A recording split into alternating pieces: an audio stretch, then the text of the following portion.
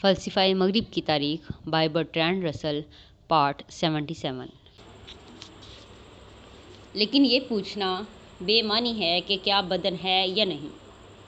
یہ وہ نکتہ ہے جسے ہمیں استدلال کرنے کے لیے ضرور تسلیم کر لینا چاہیے۔ اوپر لکھی گئی باتیں تشکیک بحوالہ محسوسات کے باب میں ابتدا میں کہی گئی ہیں۔ طویل بحث کے بعد یہ باب مندرجہ ذیل نتیجہ پر ختم ہوتی ہے۔ عقل اور حواس دونوں کا یہ ارتباطی شق ایک مرض ہے جس کا بنیادی طور پر علاج کبھی نہیں ہو سکتا، لیکن ہر لمحہ یہ ہم پر بار بار وارد ہوتا ہے، خواہ ہم اس سے کتنی ہی خلاصی پالیں اور بعض اوقات خود کو اس سے مکمل طور پر شفا یاب سمجھیں۔ اس کا علاج صرف لاپرواہی اور بے توجہی سے ہی ہو سکتا ہے۔ یہی وجہ ہے کہ میں ان ہی پر پورا انحصار رکھتا ہوں، اس وقت کاری کی رائے کچھ بھی ہو، مگر میں یہ طے شدہ سمجھتا ہوں کہ اب سے نصف گھنٹہ بعد وہ اس بات پر راغب ہو جائے گا کہ خارجی اور داخلی دونوں قسم کی دنیا ہے۔ فلسفہ کے مطالعہ کی کوئی وجہ نہیں ہے، سوائے اس کے کہ بعض مزاجوں کے لیے یہ وقت گزاری کا پسندیدہ طریقہ ہے۔ یہ ہیوم کی ہی رائے ہے۔ زندگی کے تمام واقعات میں تشکیک ہمیشہ قائم رکھنی چاہیے۔ اگر ہمیں یقین ہے کہ اگر آگ گرمی رکھتی ہے اور پانی تازگی بخشتا ہے تو یہ صرف اس لیے ہے کہ اس کے برعکس سوچنے کی قیمت بہت بڑی اذیت ہوتی ہے، نہیں۔ اگر ہم فلسفی ہیں تو یہ عمل صرف تشکیکی اصولوں پر اور اس شوق سے ہونا چاہیے جو ہم اس طریقے میں مصروف ہونے سے محسوس کرتے ہیں۔ اگر وہ تفکر ترک دیتا تو میرا احساس ہے کہ میں مسرت سے محروم رہتا، اور یہی میرے فلسفے کی ابتدا ہے۔ ہیوم کا فلسفہ صحیح ہو یا غلط، 18ویں صدی کی اقلیت پسندی کے دیوالیہ پن کی نمائندگی کرتا ہے۔ لاک کی طرح وہ سمجھدار اور تجرباتی ہونے کی نیت سے ابتدا کرتا ہے۔ وہ کوئی بات اعتماد پر قبول نہیں کرتا، لیکن مشاہدے اور تجربے سے جو بھی علم حاصل ہو اس کی تلاش کرتا رہتا ہے۔ لیکن لاک سے بہتر ذہانت، تجزیے میں زیادہ باریک بینی اور آرام دہ عدم استواریاں قبول کرنے کی گنجائش رکھنے کے باعث وہ اس خوفناک نتیجے پر پہنچتا ہے کہ مشاہدے اور تجربے سے کوئی علم حاصل نہیں ہوتا، عقلی عقیدے جیسی کوئی شے نہیں ہوتی۔ اگر ہمیں یقین ہے کہ آگ گرمی مہیا کرتی ہے یا پانی تازگی بخشتا ہے تو یہ صرف اس لیے کہ اس کے برعکس سوچنے کی قیمت اذیت کی صورت میں ادا کرنی پڑتی ہے۔ ہم یقین کیے بغیر نہیں رہ سکتے، لیکن کوئی یقین عقل کی بنیاد پر قائم نہیں کیا جا سکتا۔ نہ ہی ایک طرز عمل کسی اور طرز عمل سے زیادہ عقلی ہوتا ہے، کیونکہ دونوں کی بنیاد ایک ہی طرح غیر عقلی عقائد پر ہوتی ہے۔ تاہم یوں لگتا ہے کہ ہیوم آخری نتیجہ نہیں نکالتا ہے اپنے سب سے زیادہ تشکیکی باب میں، جس میں وہ کتاب اول کا نتیجہ سمیٹتا ہے۔ وہ کہتا ہے کہ عمومی طور پر بات کریں تو مذہب میں غلطیاں خطرناک ہوتی ہیں، مگر فلسفے میں غلطیاں صرف حماقت ہوتی ہیں۔ اسے یہ کہنے کا حق نہیں ہے۔ خطرناک ایک علتی لفظ ہے اور ایک متشکک علیت کے حوالے سے نہیں جان سکتا کہ کوئی شے خطرناک ہے۔ در حقیقت مقالہ کے بعد کے حصے میں ہیوم اپنی تمام بنیادی شکوک کے متعلق بھول جاتا ہے اور زیادہ تر اس انداز میں لکھتا ہے جیسے اس کے زمانے کے کسی دوسرے روشن خیال اخلاقی مبلغ نے لکھا ہوتا۔ وہ اپنے شکوک کا وہی علاج کرتا ہے جس کی وہ سفارش کرتا ہے، یعنی بے پرواہی اور بے توجہی۔ ایک مفہوم میں اس کی تشکیک غیر مخلصانہ ہے کیونکہ وہ اسے عمل میں نہیں لا سکتا، تاہم یہ ایسا بے ڈھبہ نتیجہ پیدا کرتی ہے کہ یہ ایک طرز عمل کو دوسرے طرز عمل سے بہتر ثابت کرنے کی ہر کوشش کو مجہول بنا دیتی ہے۔ یہ ہونا ناگزیر تھا کہ ایسی خود تردیدی قسم کی اقلیت پسندی سے غیر عقلی عقیدہ شدت سے پھوٹ نکلتا۔ ہیوم اور روسو میں لڑائی علامتی ہے۔ روسو دیوانہ مگر مقبول تھا، ہیوم سنجیدہ و متین تھا مگر اس کا کوئی حامی نہ تھا۔ بعد ازاں برطانوی تجرباتیوں نے اس کی تشکیک کو باطل قرار دیے بغیر اسے رد کر دیا۔ روسو اور اس کے متبعین خیوم سے اس بات پر متفق تھے کہ عقل عقیدے کی بنیاد نہیں ہو سکتی، لیکن دل کو عقل سے برتر قرار دیتے تھے اور اسے یہ اجازت دی کہ یہ انہیں ایسے عقائد کی جانب لے جائے جو ان سے بہت مختلف تھے، جنہیں خیوم نے عمل میں برقرار رکھا۔ جرمنی کے فلسفیوں کانٹ سے ہیگل تک نے خیوم کی استدلال کو جذب نہیں کیا تھا۔ میں یہ جان بوجھ کر کہہ رہا ہوں، باوجود اس یقین کے جس میں وہ بہت فلسفی کانٹ کے ہم نوا ہیں، کہ کانٹ نے اپنی کتاب انتقاد عقل محض میں خیوم کے فلسفے کا جواب دیا۔ در حقیقت یہ فلسفی، کم از کم کانٹ اور ہیگل، خیوم سے پہلی قسم کی عقلیت کی نمائندگی کرتے ہیں اور خیوم کے استدلال سے ان کی تردید کی جا سکتی ہے۔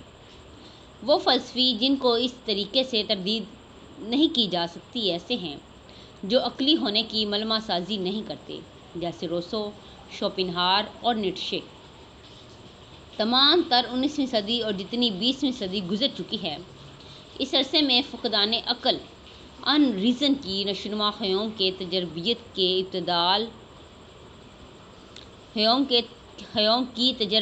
کے ابطال کا فطری شاخسانہ ہے۔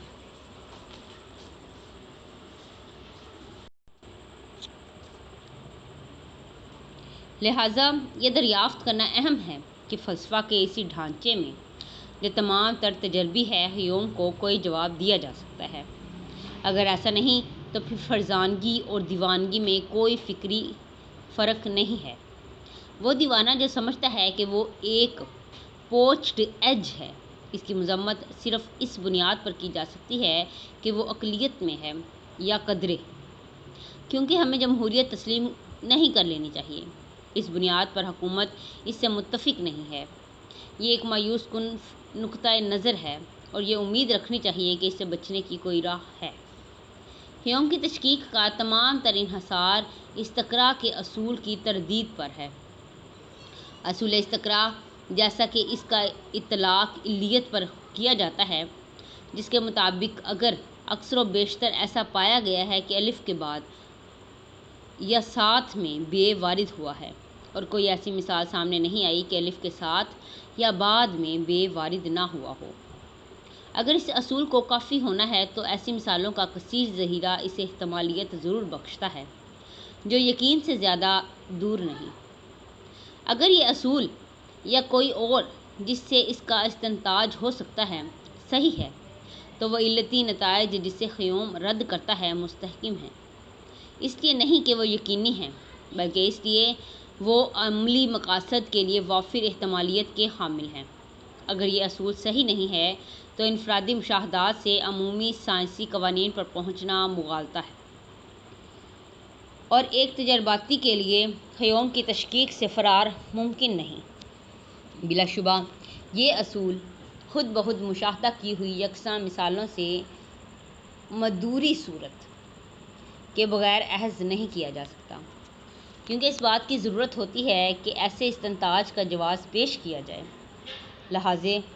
لہٰذا یہ لازم ہے کہ اس کا استنتاج کسی خود مختار اصول سے کیا جائے اور اس کی بنیاد محض تجربہ نہ ہو۔ اس حد تک خیوم نے یہ ثابت کیا ہے کہ خالص تجربیت سائنس کے لیے مستند بنیاد نہیں ہے، لیکن اگر اس اصول کو مان لیا جائے تو پھر ہر بات اس نظریے کے مطابق آگے بڑھتی ہے کہ ہمارا علم تجربے پر مبنی ہے۔ یوں ماننا پڑے گا کہ یہ خالص تجربیت سے سنجیدہ رخصتی ہے۔ وہ جو تجرباتی نہیں ہیں کہہ سکتے ہیں کہ اگر ایک رخصتی کی اجازت ہے تو دوسری ممنوع ہے، تاہم یہ وہ سوالات ہیں جو خیوم کے استدلال سے بلا واسطہ پیدا نہیں ہوتے۔ یہ استدلال جو ثابت کرتے ہیں، میں نہیں سمجھتا کہ ثبوت متنازع ہو سکتا ہے۔ وہ یہ ہے کہ استقراء ایک خود مختار منطقی اصول ہے جس کا استنتاج نہ تو تجربے سے ہو سکتا ہے اور نہ ہی دوسرے منطقی اصولوں سے، اور یہ کہ اس اصول کے بغیر سائنس ناممکن ہے۔ حصہ دوم، روسو سے زمانہ حال تک، باب نمبر 18 رومانی تحریک دا رومانٹک موومنٹ 18ویں صدی کے آخر سے زمانہ حال تک فن و ادب اور فلسفہ اور سیاست بھی مثبت یا منفی طور پر ایک ایسے طرز احساس سے متاثر ہوئے ہیں جو اس تحریک کی خصوصیت تھی، جسے ایک وسیع مفہوم میں رومانی تحریک کہا جاتا ہے۔ جو لوگ اس طرز احساس سے متنفر تھے وہ بھی اس کی طرف متوجہ ہونے پر مجبور ہو گئے، اور ان میں سے بعض لوگ تو اتنے زیادہ متاثر ہوئے کہ انہیں خود بھی اس بات کا علم نہ ہوا۔ میں اس باب میں رومانی نظریے کو اختصار کے ساتھ بیان کرنا چاہتا ہوں۔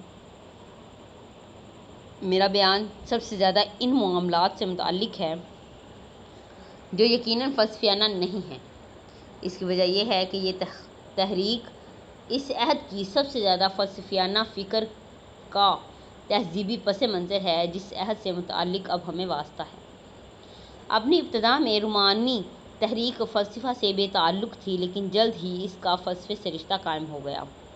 ابتدا میں اس کا تعلق روسو کے ذریعے سیاست سے تھا، لیکن اس سے پیشتر کہ ہم اس کے سیاسی اور فکری اثرات کو سمجھ سکیں، ہمیں اس کی اہم ترین صورت پر غور کرنا چاہیے، جو مروجہ اخلاقی اور جمالیاتی معیارات کے خلاف ایک بغاوت تھی۔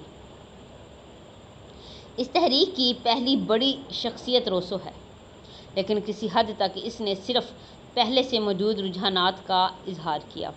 18ویں صدی میں فرانس کے شائستہ اور سلجھے ہوئے لوگ حساس ہونے کی بہت تعریف کرتے تھے، جس کا مفہوم جذبے، خصوصاً ہمدردی کے جذبے سے مغلوب ہونا تھا۔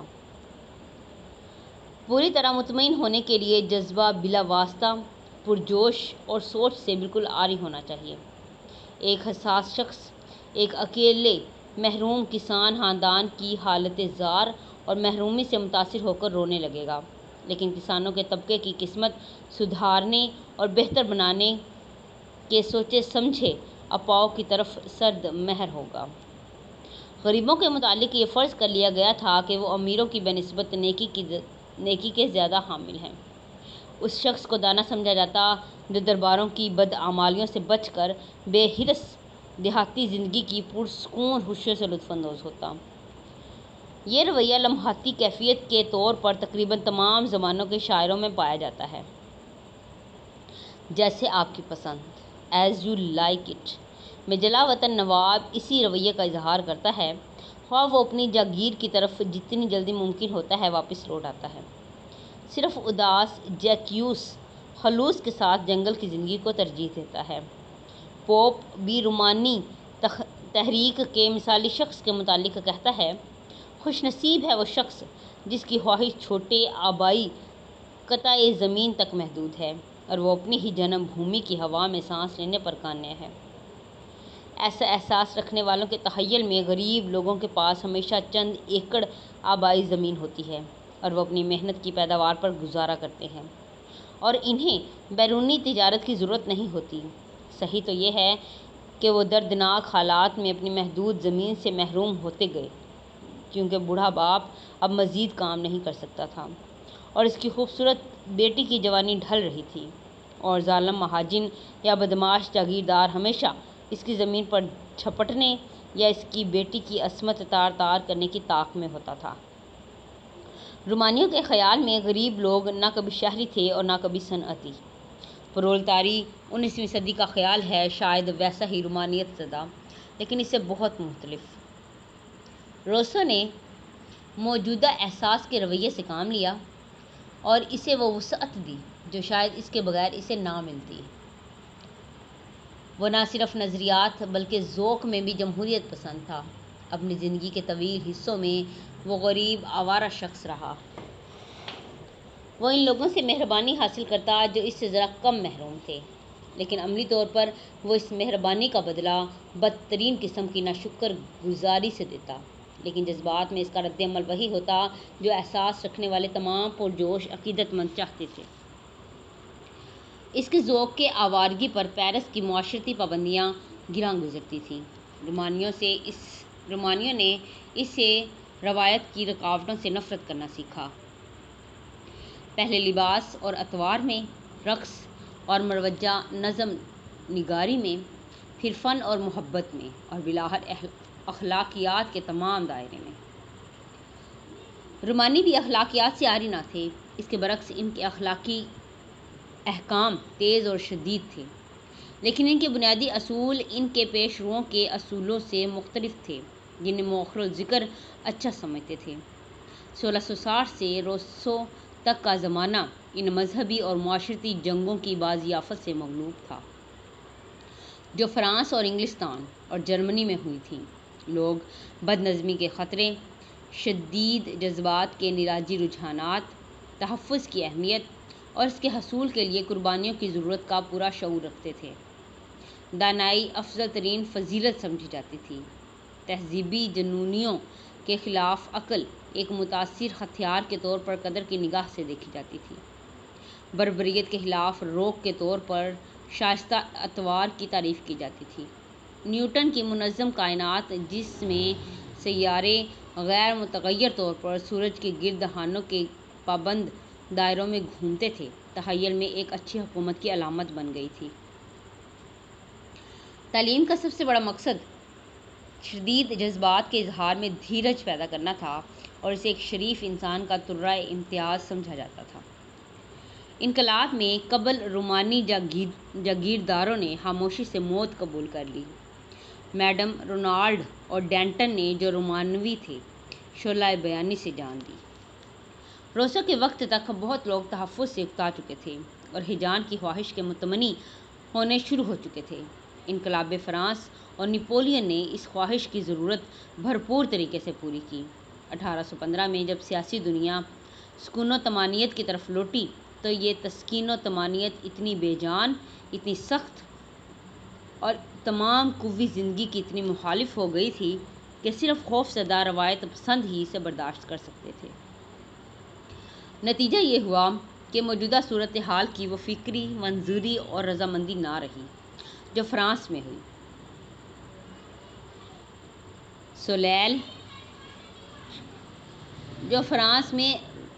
روئی سولیل اور انگلستان میں انقلاب فرانس تک پائی جاتی تھی۔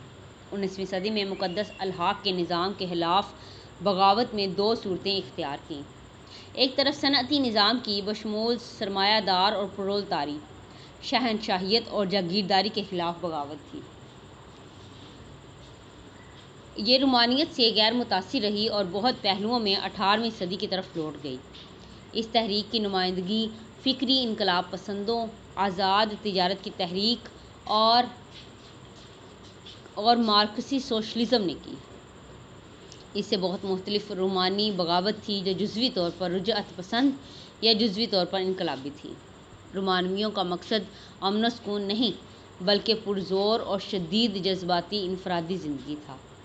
انہیں نظام صنعت سے کوئی ہمدردی نہ تھی کیونکہ یہ بدصورت تھا اور اس میں دولت کی ہوس پرستی تھی جو انہیں غیر فانی روح کے منافی دکھائی دیتی تھی، اور مزید یہ کہ جدید معاشی تنظیموں کی نشوونما انفرادی آزادی میں مداخلت کرتی تھی۔ انقلاب کے بعد کے زمانے میں وہ دھیرے دھیرے قومیت کے ذریعے سیاست میں آ گئے۔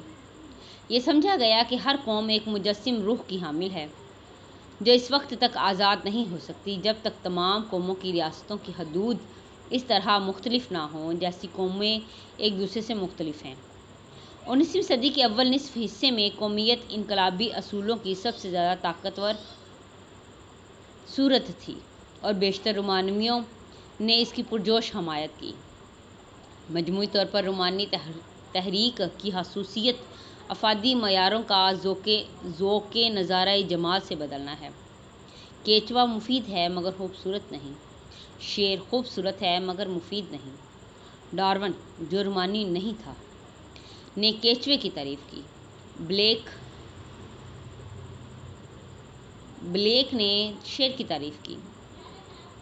اصل میں رومانی اخلاقیات جمالیاتی مقاصد کی حامل ہے، لیکن رومانی خصوصیات جاننے کے لیے یہ ضروری ہے کہ نہ صرف جمالیاتی مقاصد کو پیش نظر رکھا جائے بلکہ اس ذوق کی تبدیلی کا بھی جائزہ لیا جائے جس نے ان کے احساس سے جمال کو ان کے پیش روؤں کے احساس جمال سے مختلف بنا دیا۔ اس میں واضح ترین مثال ان کا گوتھ کے فن تعمیر کو ترجیح دینا ہے۔ دوسری مثال ان کا ذوق نظارہ ہے۔ ڈاکٹر جانسن نے کسی دیہاتی منظر پر فلیٹ سٹریٹ کو ترجیح دی اور کہا کہ جو شخص لندن سے اکتا گیا ہو وہ یقیناً زندگی سے اکتا چکا ہے۔ اگر روسو کے پیش روؤں کو دیہات کی کوئی شے بھاتی تو وہ ایک زرخیزی کا ایسا منظر ہوتا جس میں بھرپور چراگاہیں اور بولتی گائیں ہوتی۔ روسو سوئٹزرلینڈ کا باشندہ ہونے کے سبب فطری طور پر کوہ ایلپس کی تعریف کرتا۔ اس کے شاگردوں کے ناولوں اور کہانیوں میں پرشور ندیاں، خوفناک گہرائیاں، بے راہ گھنے جنگلات، کڑکدار طوفان، متلاطم سمندر اور عموماً ہر وہ بات جو غیر مفید، تباہ کن اور پرجوش ہے پائی جاتی ہے۔ یہ تبدیلی کم و بیش مستقل ہے۔ آج کل قریب ہر شخص نیا گرا آبشار اور شاندار کینیان کو اناج کے لہلہاتے کھیتوں اور سرسبز چراگاہوں پر ترجیح دیتا ہے۔ ذوق نظارہ کا ثبوت سیلانیوں کی ہوٹلوں کی تعداد سے ملتا ہے۔ رومانیوں کے مزاج کا بہترین علم ان کے نثری ادب کے مطالعہ سے ہوتا ہے۔ انہیں ہر عجیب اجنبی شے پسند آتی، یعنی بھوت، قدیم کھنڈر، قلعے، ماضی میں عروج والے خاندانوں کے غمزدہ اداس جانشین، جادوگروں کے کرتب، پوشیدہ و پراسرار علوم، زوال زدہ جابر حکمران، بحیرہ روم کے مشرقی کنارے پر ممالک کے قزاق وغیرہ۔ فیلڈنگ اور سمالٹ کے عوام کے وہ حالات لکھے جو شاید ہوئے ہیں۔ فیلڈنگ اور سمالٹ نے عوام کے وہ حالات لکھے جو شاید ہوئے ہیں۔ ایسا ہی ان حقیقت نگاروں نے کیا جو رومانیوں کے خلاف تھے، لیکن رومانیوں کے خیال میں ایسے مضامین ہیچ تھے۔ ان کے جذبات شاندار، دور دراز اور خوفناک اشیاء سے ابھرتے۔ وہ اس پراسرار علم کو قابل اعتنا سمجھتے جو کسی حیرت ناک شے کی طرف لے جاتا، لیکن زیادہ تر قرون وسطیٰ اور حال میں وہ سب جو زیادہ قرون وسطیٰ کی یاد دلاتا ان کے لیے پسندیدہ ترین تھا۔ اکثر و بیشتر وہ حقیقت سے ناطا قطعی طور پر توڑ دیتے، خواہ وہ حال میں ہو یا ماضی میں۔ اس کی بہترین مثال بوڑھا ملاح ہے۔ کولرج کی نظم قبلہ خان بمشکل مارکو پولو کا شہنشاہ ہے۔ رومانیوں کا جغرافیہ دلچسپ ہے، یعنی زوناڈو سے تنہا کراسمی ساحل تک، اور ان مقامات میں ان کی دلچسپی ہوتی جو دور دراز، ایشیائی یا قدیم ہوتے ہیں۔ باوجود یہ کہ رومانی تحریک کی ابتدا روسو سے ہوئی، لیکن شروع میں یہ بیشتر جرمنی میں پہنچی۔ 18ویں صدی کے آخری سالوں میں جرمنی میں رومانوی نوجوان تھے، اور اس جوانی کے عالم میں انہوں نے اپنے خصوصی نقطہ نظر کا اظہار کیا۔ جو ایسے خوش نصیب نہ تھے کہ جوانی میں ہی چل بستے، وہ بالآخر اپنی انفرادیت کیتھولک کلیسا میں ضم کر دیتے۔ ایک رومانی اگر پروٹسٹنٹ پیدا ہوتا تو وہ کیتھولک بن سکتا تھا، لیکن اس کے علاوہ اگر اس کا کیتھولک بننا مشکل تھا، کیونکہ کیتھولک مسلک کو بغاوت کے ساتھ ملانا ضروری تھا۔ جرمنی کی رومانیت نے کولرج اور شیلے کو متاثر کیا۔ جرمنی کے اثر سے قطع نظر 19ویں صدی کے ابتدائی سالوں میں وہی زاویہ نگاہ انگلستان میں خود بخود رواج پا گیا۔ فرانس میں گو کمزور صورتحال میں یہ بادشاہ کی بحالی کے بعد وکٹر ہیگو کے وقت تک پھلی پھولی۔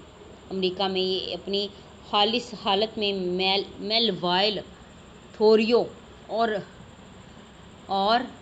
بروک فارم میں دکھائی دیتی ہے، اور قدرے نرم لہجے میں ایمرسن اور ہاتھورن کے ہاں پائی جاتی ہے۔ اگرچہ رومانی کیتھولک مسلک کی طرف مائل تھے، لیکن ان کے زاویہ نگاہ میں پروٹسٹنٹ مسلک کی انفرادیت کی جھلک تھی جس کو وہ خود سے جدا نہ کر سکے۔ رسومات، آراء اور اداروں کو بدلنے میں ان کی مستقل کامیابی پوری طرح پروٹسٹنٹ ممالک تک محدود رہی۔ انگلستان میں رومانیت کی ابتدا طنز نگاروں کی تحریروں میں دیکھی جا سکتی ہے۔ شیریڈان کے ناول مخالفین 1775 میں ہیروئن اس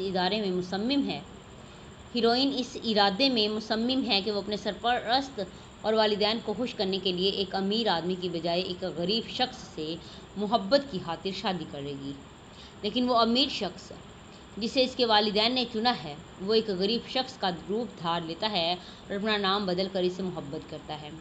یوں وہ اسے جیت لیتا ہے۔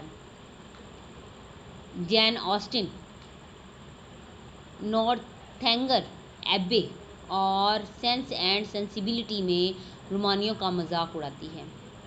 نورتھنگرے میں ہیروئن مسز ریڈ کلف کی شدید رومانی کتاب یوڈلفو کے اسرار مسٹریز آف اپولفو 1794 سے گمراہ ہو چکی ہے۔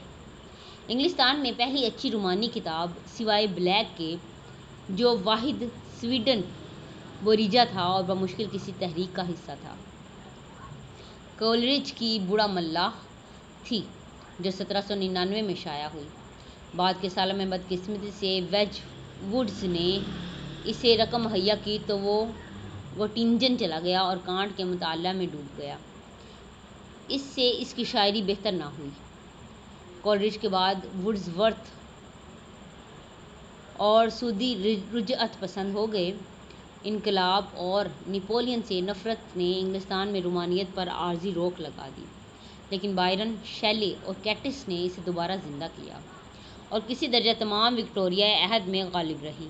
میری شیلے کی فرینکنسٹائن، جو کوہ ایلپس کے رومانی نظاروں سے بائرن کے ساتھ گفتگو سے متاثر ہو کر لکھی گئی، میں وہ بات ہے جو رومانی تحریک کے ارتقاء کی تاریخ کی تمثیلی پیش گوئی بن گئی۔ فرینکنسٹائن کا بدنما شخص محض ایسا بدنما نہیں جیسا کہ وہ بات چیت میں محاورن بن گیا ہے۔ ابتدا میں وہ ایک شریف انسان ہے جو انسانی محبت کا بھوکا ہے، لیکن وہ جن لوگوں سے محبت پانے کی کوشش کرتا ہے انہی کے دل میں اپنی بدنما شکل و صورت سے خوف پیدا کر دیتا ہے۔ یہ رد عمل اسے نفرت و تشدد کی طرف لے جاتا ہے۔ خود نظر آئے بغیر وہ غریب لوگوں میں ایک نیک خاندان کا مشاہدہ کرتا ہے۔ اس کی محنت و مشقت میں وہ چوری چوری ان کی مدد کرتا ہے۔ بالآخر وہ ان کے سامنے آنے کا فیصلہ کرتا ہے۔ میں انہیں جتنا زیادہ دیکھتا، میرے دل میں ان سے حفاظت و شفقت پانے کی خواہش اتنی ہی زیادہ بڑھ جاتی۔ میرے دل میں شدید لگن پیدا ہوئی کہ ان کے سامنے آؤں اور ان ہنس مکھ اور خوش دل لوگوں سے چاہا جاؤں۔ میری خواہش کی انتہائی حد یہ تھی کہ ان کی میٹھی اور محبت بھری نگاہیں مجھ پر پڑیں۔ میں نے یہ سوچنے کی کوشش ہی نہ کی کہ وہ نفرت و خوف کے ساتھ مجھ سے منہ موڑ لیں گے، لیکن انہوں نے ایسا کیا جیسا پہلے تو اس نے اپنے مالک سے یہ مطالبہ کیا کہ وہ اسے اس جیسی ایک مخالف جنس مہیا کرے۔ جب اس سے انکار کیا گیا تو اس نے ان سب کو، جنہیں فرینکنسٹائن پیار کرتا تھا، ایک ایک کر کے مار دینے کی ٹھان لی، لیکن اس وقت تک جب وہ تمام قتل کر چکا اور جب فرینکنسٹائن کے مردہ جسم کو بغور دیکھ رہا تھا، بدنما شخص کے جذبات شریفانہ رہے۔ یہ بھی میرا مقتول ہے، اس کے قتل میں میرے جرائم مکمل ہو گئے ہیں۔ میرے وجود کا بیچارہ نابغہ اپنے خاتمے تک زخمی ہو چکا ہے۔ آہ فرینکنسٹائن، فیاض مگر خود پرست انسان، اب میں جو تم سے معافی کا طلبگار ہوں، اس کا کیا فائدہ ہے؟ میں نے ان سب کو قتل کر کے جن سے تم پیار کرتے تھے ناقابل تلافی طور پر تمہیں برباد کر دیا ہے۔ افسوس وہ بے جان پڑا ہے۔ وہ میری بات کا جواب نہیں دے سکتا۔ جب میں اپنے گناہوں کے خوفناک طویل فہرست پر نگاہ دوڑاتا ہوں تو میں یقین نہیں کر سکتا کہ میں وہی انسان ہوں جس کے خیالات کبھی نیکی کی عظمت اور حسن کی عظیم و عرفا خوابوں سے لبریز تھے، لیکن یہ ایسا ہی ہے۔ مردود فرشتہ کمینہ ور شیطان بن جاتا ہے، لیکن خدا اور انسان کے اس دشمن کے بھی اس کی ویرانی کی حالت میں دوست اور ساتھی تھے۔ میں تنہا ہوں۔ اگر اس سے رومانی کیفیت الگ کر دی جائے تو اس نفسیات میں کوئی غیر حقیقی بات نہیں ہے۔